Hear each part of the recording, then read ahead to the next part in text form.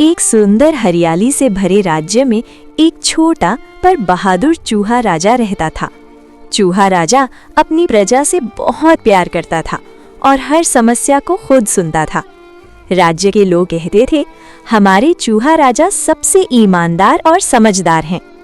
हर सुबह चूहा राजा महल से निकलकर गांव में लोगों का हाल पूछता था। एक दिन अचानक राज्य पर भयानक सूखा ड्रॉट आ गया। नदियां सूखने लगीं और खेत बंजर होने लगे। गांव के चूहे डर गए और मदद के लिए महल पहुंच गए। सबने घबराकर कहा, राजा जी, पानी खत्म हो रहा है। चूहा राजा ने शांत दिमाग से सबकी बात ध्यान से सुनी। उसने कहा, डर मत करो, हम मिलकर इसका हल जरूर निकालेंगे। राजा ने अपने सबसे होशियार सैनिकों और किसानों को बुलाया। सब मिलकर सोचने लगे कि पानी का नया सोर्स कहाँ मिलेगा। तब चूहा राजा को पुरानी कहानी याद आई, एक छुपी हुई पहाड़ी झील की। लेकिन उस झील तक पहुंचने का रास्ता बहुत खतरनाक जंगल से गुजरता था। फिर भी चूहा राजा ने हिम्मत दिखाई और खुद रास्ता ढूंढने निकला। जंगल में अंधेरा था और तेज हवा चल रही थी। रास्ते में बड़े बड़े पत्थर और गिरते पेड़ उसका रास्ता रोक रहे थे, पर चूहा राजा ने हर मुश्किल को हिम्मत से पार किया। आखिरकार उसे पहाड़ी के पीछे चमकती हुई पानी से भरी झील मिल गई। राजा खुशी से बोला, यही हमारे राज्य की उम्मीद है।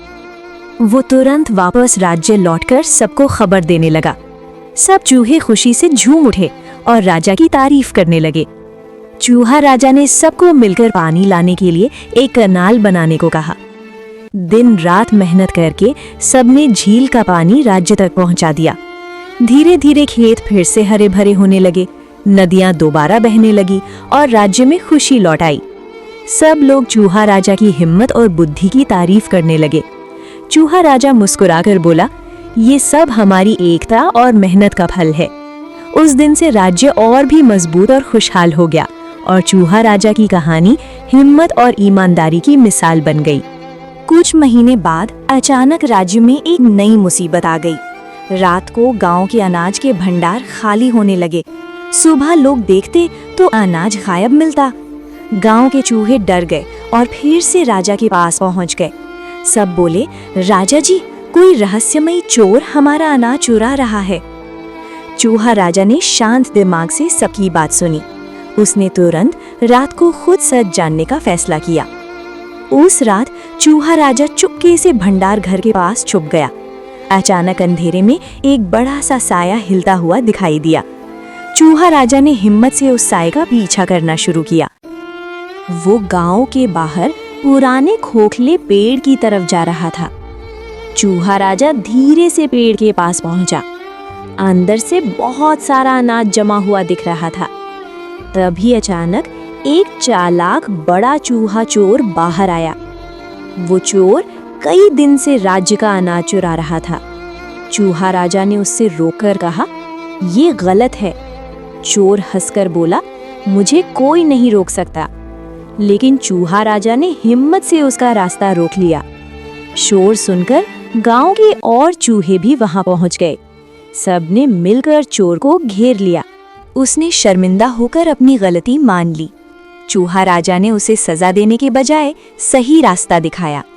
राजा बोला, अगर तुम मेहनत करोगे तो सब तुम्हें माफ कर देंगे। चोर ने वादा किया कि वो अब कभी चोरी नहीं करेगा। अगले दिन उसने सब अनाज वापस कर दिया। राज्य के लोग चूहा राजा की बुद्धि और दया देखकर हैरान हो गए। उस दिन सबको समझ आया कि सच्चा राजा वही होता है जो न्याय करे।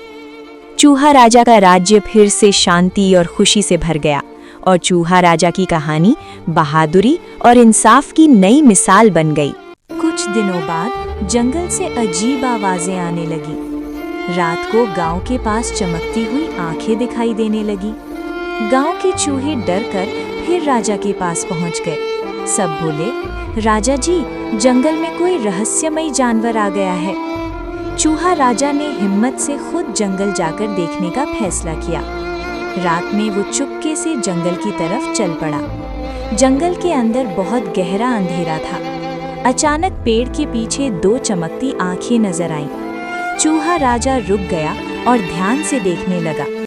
तभी अचानक एक छोटा सा डरा हुआ लोमड़ी का बच्चा बाहर आया था और गांव के पास खाना ढूंढ रहा था।